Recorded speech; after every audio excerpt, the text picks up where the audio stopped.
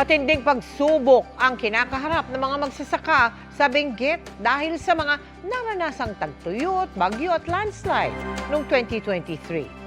Habang nagsisikap sila para sa kinabukasan ng mga anak, ang mga bata naman nagtitiis sa luma at sirang silid-aralan.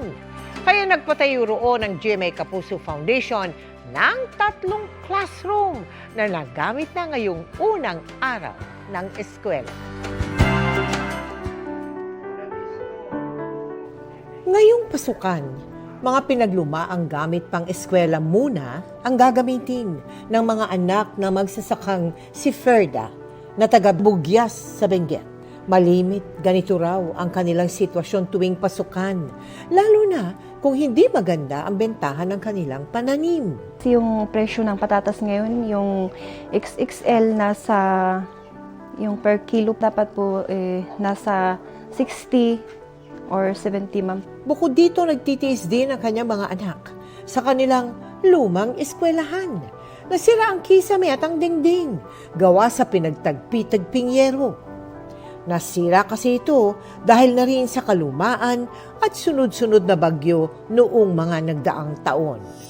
Pero ngayong pasukan, magiging komportable na ang mag-aaral sa Kotkot Talabis Elementary School dahil nagpatayo ang GMA Kapuso Foundation ng 3 bago at matitibay na Kapuso classroom na may tigi-tigis ang CR. Bago rin ang mga upuan na gawa sa recycled materials at may 5 faucet hand washing facility na may foot bath din.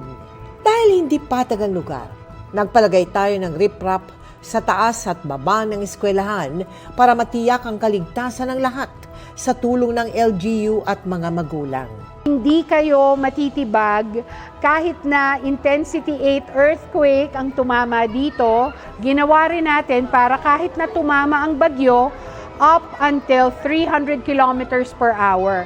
Hindi ho siya titiklop. Nagbahagi rin tayo ng school supply sa kinder hanggang grade 3 students. At lahat ng ito ay naisakatuparan ng GMA Kapuso Foundation dahil na rin sa ating mga sponsors, donors, partners, volunteers at volunteer artists. Ayon sa mga pag-aaral, tumatagal ng hanggang 1,000 taon bago tuluyang mabulok ang mga plastic kabilang ang mga sachet. Pero ang mga basurang yan na nagkalat lang kung saan-saan, pwedeng i-recycle at mapakinabangan pa.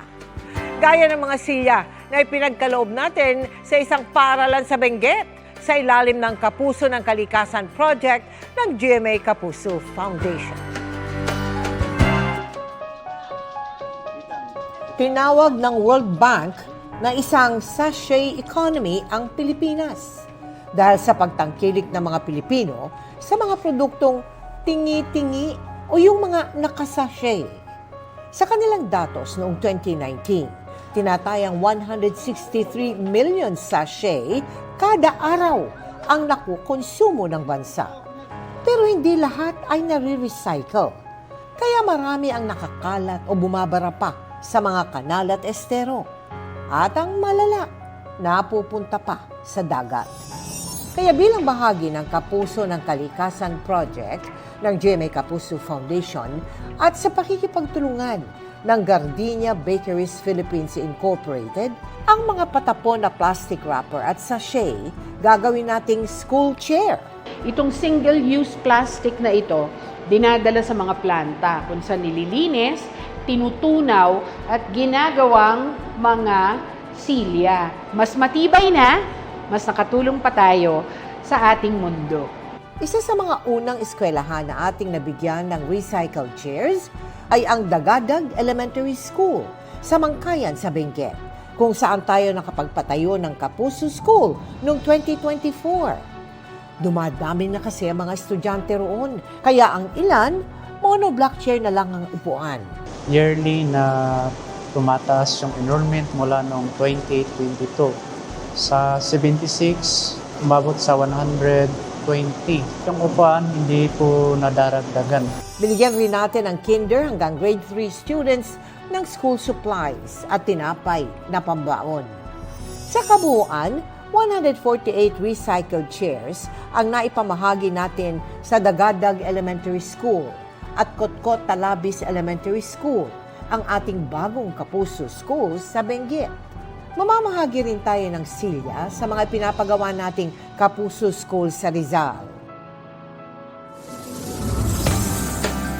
Ilang buwan na ang nakalipas mula nang humagupit ang bagyong Pepito at Nika.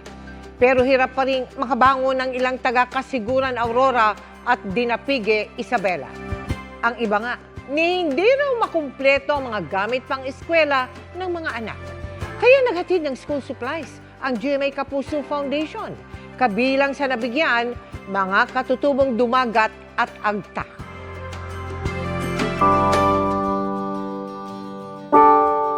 Pasukan na nga ng mga estudyante.